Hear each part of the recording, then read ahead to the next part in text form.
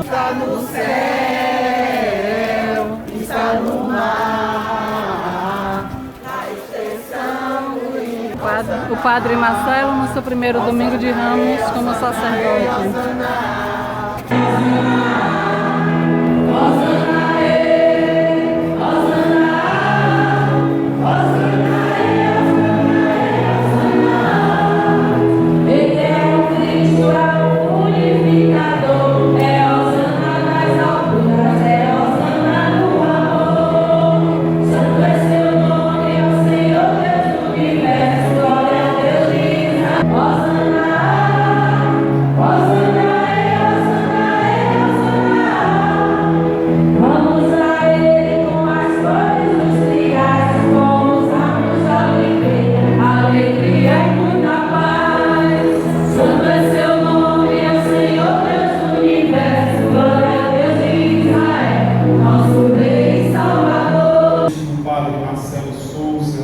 Queridos irmãos e irmãs, povo de Deus, louvado seja nosso Senhor Jesus Cristo. Eis que estamos celebrando o domingo de Ramos e da Paixão do Senhor. Todos os anos, a Santa Mãe Igreja nos concede esta graça de celebrarmos, de fazermos memória, de vivermos a Paixão do Senhor. E nós sabemos que com a Paixão do Senhor acontece também um momento ápice na vida de todo cristão: a paixão, crucifixão, morte e ressurreição de nosso Senhor Jesus Cristo. Nós já sabemos que Jesus morreu para nos salvar. Agora, a grande questão para a nossa reflexão desta manhã, do domingo de Ramos, da Paixão do Senhor, é a seguinte: por que mataram Jesus? Vocês já pararam para pensar, ou já se questionaram, de fato, por que foi que mataram Jesus? Qual a culpa que ele tinha? O que foi que o fez a merecer todo esse sofrimento, toda essa dor, toda a humilhação? A resposta que nós usamos para responder esta pergunta é a mesma que nós usamos também para respondermos uma segunda pergunta: quem é Jesus? A mesma resposta que responde quem é Jesus é a mesma resposta que responde por que mataram Jesus. Estamos celebrando o ano litúrgico B, e neste ano a gente ouve o Evangelho narrado segundo São Marcos. São Marcos, quando teve a intenção de escrever o Santo Evangelho, a sua finalidade era responder esta pergunta: quem é Jesus? E é interessante, meus irmãos, que Marcos vai responder para nós de fato. Se a gente tiver a intenção ou a curiosidade de ler o Evangelho, de rezar, lá nós iremos encontrar essa resposta para a pergunta: quem é Jesus? Ou por que mataram Jesus? São Marcos vai dizer para nós: Jesus é o Filho de Deus. Jesus é o Filho do homem.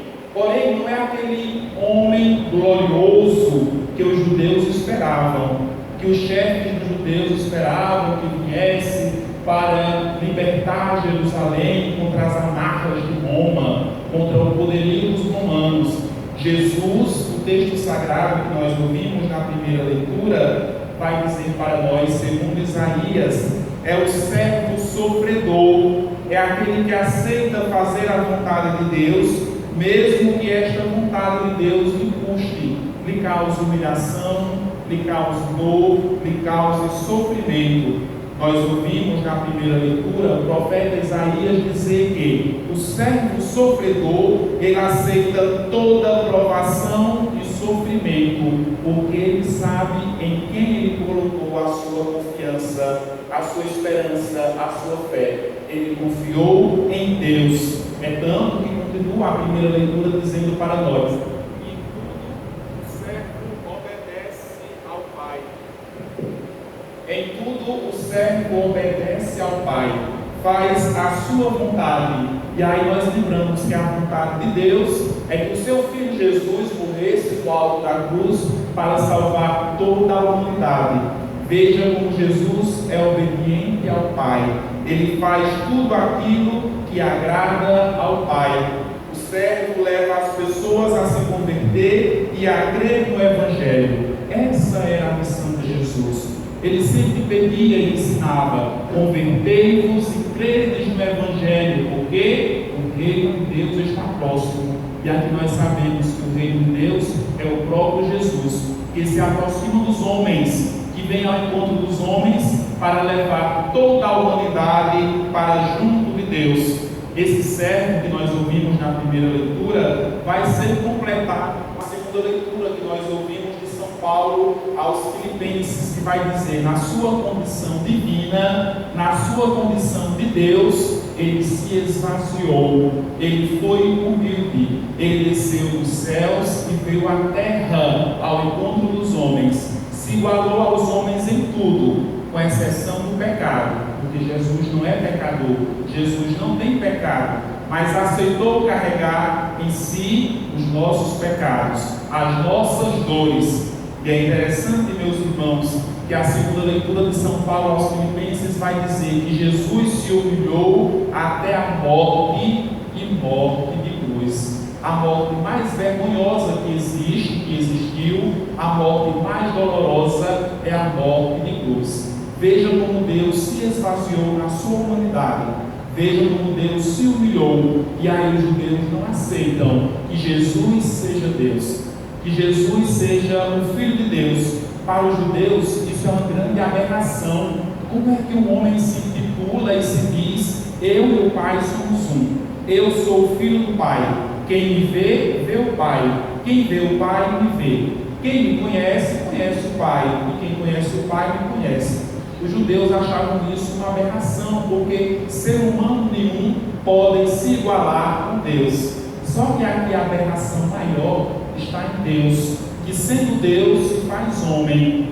E nós podemos nos questionar: por que Deus, saindo da sua glória, saindo da sua plenitude, da sua perfeição, se rebaixa tanto? E a resposta é: por amor. Tudo que Deus faz é por amor à humanidade, é por amor de nós, é por amor do seu povo.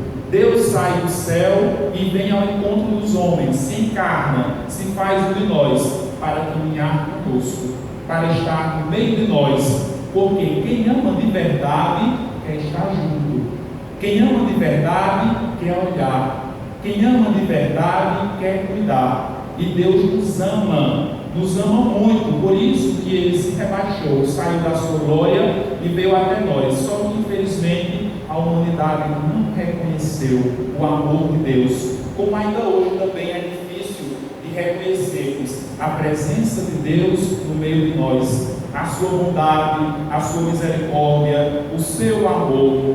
Quando Jesus veio tempos atrás, ele foi condenado à morte. E se ele vier hoje novamente, será que ele vai encontrar acolhida em nossas vidas, em nossos corações? Será que vamos reconhecer quem é Jesus, o Filho de Deus, o Santo de Israel, Hosana, bendito que vem em nome do Senhor? Ou ainda vamos estar com os corações endurecidos para não acolhermos a palavra do Senhor, a palavra que tem um nome, é uma pessoa, é Jesus, o Verbo encarnado? Pois bem, meus irmãos, os judeus não reconheceram quem era Jesus. Só que no finalzinho do Evangelho, nós temos um grande testemunho de fé. Um homem que era pagão, vai dizer a Escritura, o centurião romano, ele reconhece e vai professar a sua fé dizendo: na verdade, este homem era filho de Deus.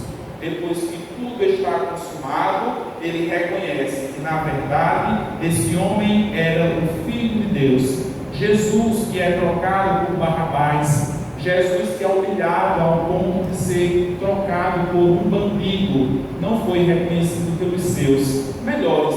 Cadê os discípulos de Jesus nessa hora? Todos fugiram, todos abandonaram, porque não reconheceram o seu mestre, não reconheceram o seu Senhor, aquele que foi flagelado, que foi cuspido, que foi crucificado nu no alto da cruz. Hoje a arte usa uma branquinha, um pano branco para cobrir as partes íntimas de Jesus, mas na verdade Jesus foi crucificado nu. era humilhação de verdade para ele, para os seus familiares, para aqueles que estavam próximos dele. Isto para reforçar o amor de Deus por nós, que nos amou tanto, que se humilhou tanto para vir até o nosso encontro, e infelizmente nós não nos deixamos ser encontrados pelo Senhor, ser alcançado pela sua graça. Jesus, que foi igualado aos ladrões, foi colocado no meio de dois ladrões, um à sua direita, um à sua esquerda. Jesus, que deu a sua vida até a última gota de seu sangue, derramou todo o seu sangue no alto da cruz. E aqui nós podemos nos perguntar por quê? E a resposta já está explícita: por amor de nós. Deus nos ama, meus irmãos, não tenhamos dúvida de que o amor de Deus para conosco é de verdade. Deus não brinca de nos salvar, Deus não brinca de nos amar. Ele nos ama consequentemente ao ponto de enfrentar toda humilhação, todo sofrimento, todo flagelo. Que nós possamos, ao celebrarmos mais uma vez a paixão do Senhor, reconhecer que tudo isso foi por amor de nós. Quando Jesus só pede de nós a conversão, que nós mudemos não de religião, mas que nós mudemos de atitude e comportamento e passemos a crer no Evangelho. Porque o próprio Jesus vai dizer: quem crê e for batizado, este será salvo. Mas do contrário, quem não crê já está condenado. Porque a condição para se salvar, primeira era que Jesus morresse no alto da cruz. De fato, ele morreu. Isso significa que todos nós já estamos salvos. Porque Jesus não brincou de morrer na cruz, ele levou a sério o projeto do Pai. Agora, segundo, nós somos obrigados a nos salvar? Não. A salvação é de graça, mas para aqueles que aceitam, para aqueles que querem. E o que é que eu devo fazer para ser salvo? Crer. Crer significa buscar o Senhor. Crer significa professar a sua fé, como o centurião, dizendo: de fato, este homem é um filho de Deus.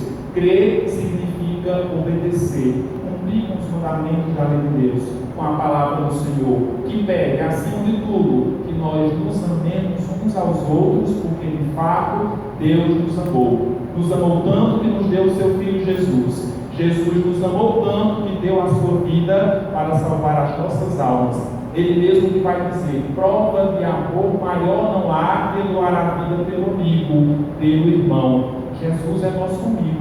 Ser amigo significa ser íntimo, ser próximo, ser conhecedor do outro. Jesus de fato é nosso verdadeiro amigo.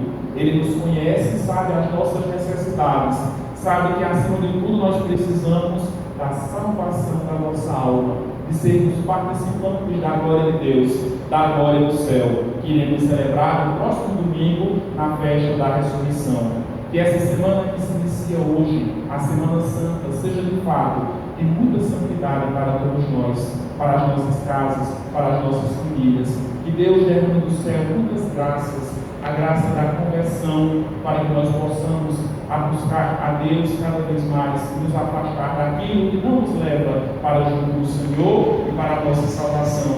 Que nós possamos encontrar em Deus a cura para as nossas feridas, para as nossas enfermidades, para as nossas dores, para as nossas doenças. Mas principalmente nessa Semana Santa, nós possamos nos encontrar com o Senhor, que é caminho, que é verdade e que é vida, vida em abundância. Louvado seja nosso Senhor Jesus Cristo. Amém.